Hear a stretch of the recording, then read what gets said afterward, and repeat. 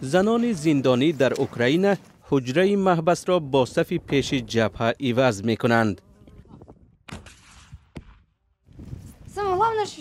مهم از همه آن است که با ما به مثل آدمان عادی مناسبت می کنند. تکیلا در زندان حکم 3 سالش را ادا می کرد. وقت پیشنهاد رفتن به جنگ را گرفت، به خدمت پرخطری نظامی راضی شد.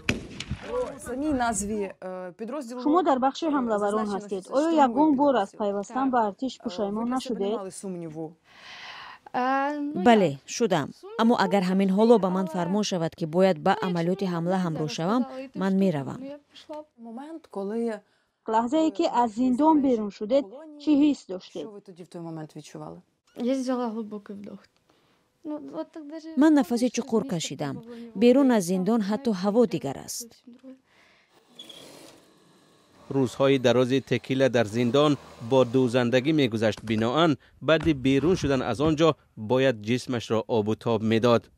به مثل او بیش از 100 زن محکوم شده در اوکراین برای سبک کردن جزا یا آزادی پیش از مهلت خدمت در ارتش را انتخاب کردند. موقع شما در پیش است یا عقب‌گاه؟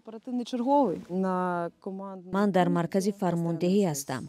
با کارگزاران هواپیماهای بی‌سرنشین، قسم‌های مینومیاتی، پولیمیاتی و گروه‌های جنگی در خط جبهه رابطه دارم. محبوسان دیگر هم خود را در ارتش نامنویس می‌کنند.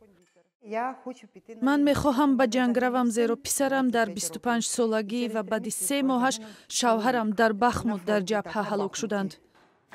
گالینا برای دزدی به 6 سال زندان محکوم شده است. شما در جبهه چه کاری را اجرا کرده می توانید؟ من میتوانم در 2 جا کار کنم. 5 سال در آموزشگاه کیف دختوری خواندم. در ماشین یاری تجیلی کار میکردم. تحصیل قنادی را نیز گذاشتم.